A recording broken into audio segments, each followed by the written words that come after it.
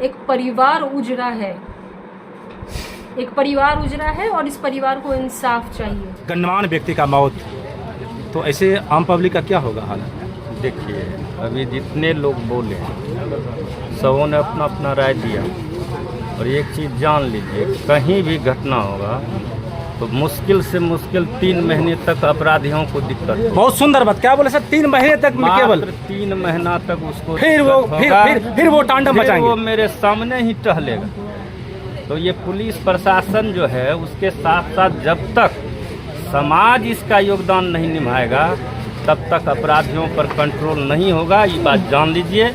और ये कहने की बात, आप बहुत सारी बातें आप देख पा रहे हैं, यहाँ तमाम पदाधिकारी पहुंचे हुए हैं। यहाँ के जो सुजातीय प्रदेश अध्यक्ष के, प्रदेश उपाध्यक्ष, काफी कमांडर यहाँ पहुंचे हुए हैं। और इसी बीच में जो है राजद के कुछ वरिष्ठ पदाधिकारी भी पहुंचे हैं। इनका मांग है, इनका कहना है कि जो अभी सुशासन की सरकार में जो केवल कागजी तौर पर जो हम लोगों को गुमराह करने का काम कर रही है, ये काम करना बंद करें, नहीं तो इस बार हमारी जो है फिर जो आंदोलन, ये बम बम जी जो इस क्षेत्र में जो काम किए हैं, बम बम जी का जो लोकप्रियता है, इनका जो कहीं न कहीं इस पर ठेस यदि पहुंचता है तो हम लोग का जो है फिर उग्र आंदोलन होगा। पर जो है पुनः गोलियों के तरतराहट से मधेपुरा जिला गूंज उठा है, और आए दिन लगातार यहाँ मधेपुरा में वैसा कहा जाए तो अपराधियों का एक अड्डा बना हुआ है, जहाँ लगातार सालों में जैसे दर्जनों महीना होता वैसे दर्जनों प्रतिनिधि सबका यहाँ जो है खुलेआम अपराधियों द्वारा उनको मारा जाता है, मर्डर किया जाता है।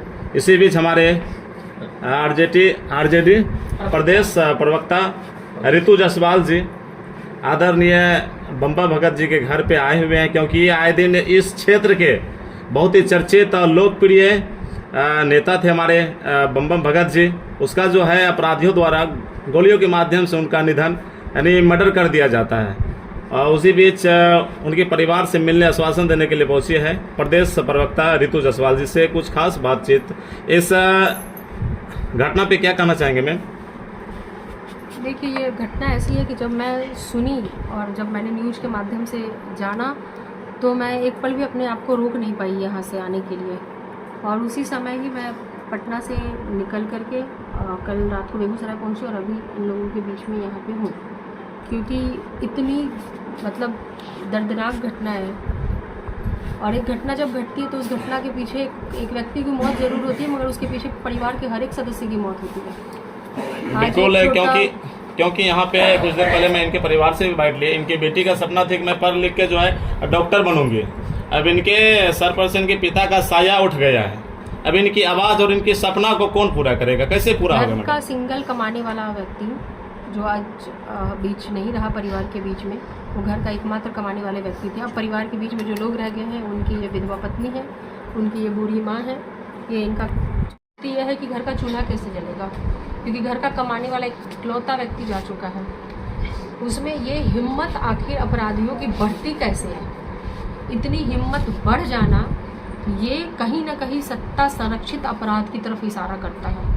कोई भी व्यक्ति की इतनी हिम्मत नहीं बढ़ सकती है कि वो हत्या को अंजाम दे, जब तक उसे इस बात का भरोसा ना हो कि वो हत्या करने के बाद भी वो बच जाएगा।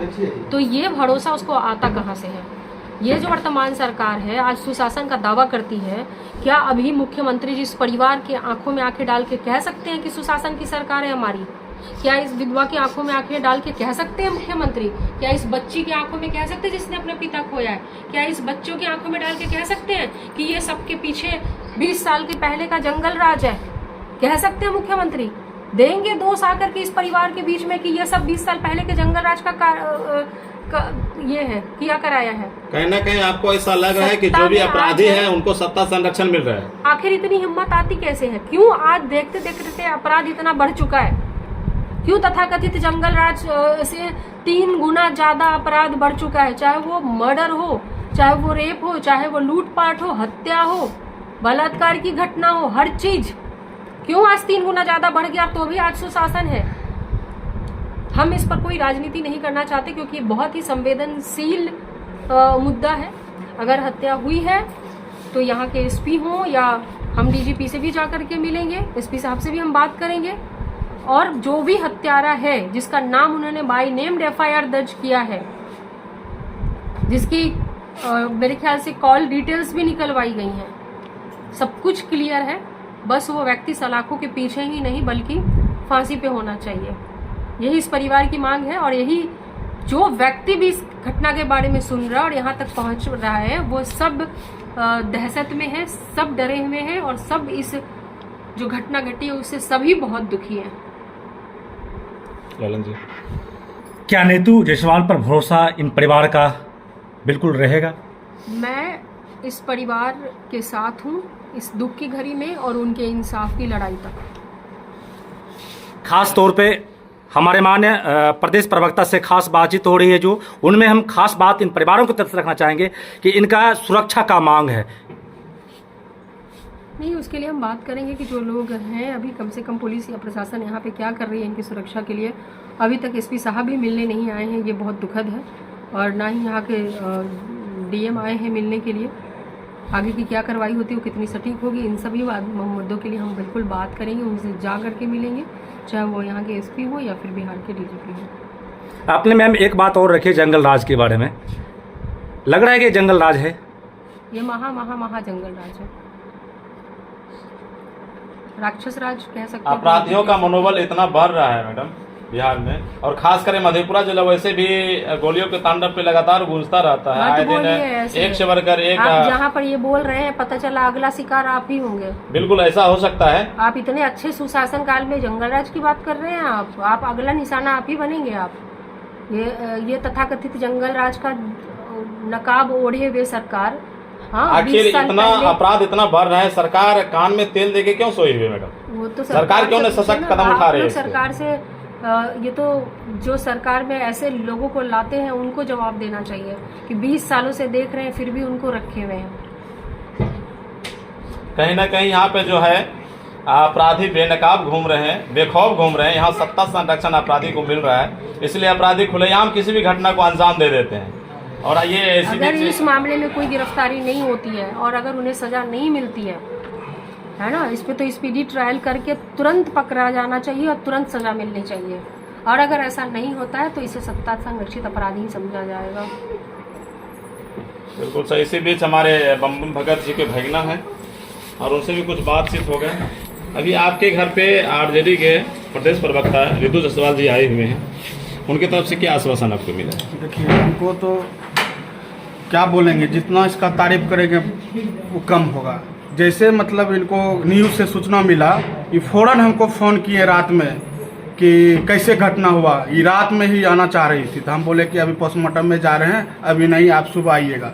सुबह ही हर जगह फ़ोन करवा के ये आई। और हमें पूर्ण विश्वास है कि हमारे समाज के हैं और ये इसमें हमको भविष्य लगता है। और ये लड़ाई जो लड़ते हैं बहुत मजबूती से लड़ते हैं। मुझे पूर्ण विश्वास है कि ये हमको नया मामा का नया दिलवा देंगे। यानी कहीं ना कहीं आपको लग रहा है राजनीति का शेरनी है रितु जायसवाल जी? एकदम, उसमें कहीं कोई शक नहीं है। क्योंकि शिवहर से चलकर मधेपुरा डिस्ट्रिक्ट गंगापुर पंचायत के सोनामुखी गांव तक पहुंच गए, सिर्फ न्यूज के माध्यम से जानकारी प्राप्त हुई। एकदम न्यूज से माध्यम से जानकारी हो के हर समय हमको फोन करके पल पल का खबर लेते रहे, हर समय। यानी आपको पूर्णतः भरोसा है इस परिवार को कि अब जो इन परिवार के साथ न्याय होगा, न्याय मिलेगा? हाँ, एकदम हमको रितु दीदी पे पूर्ण विश्वास है कि ये न्याय दिलवा देंगे हमको। जय हिंद।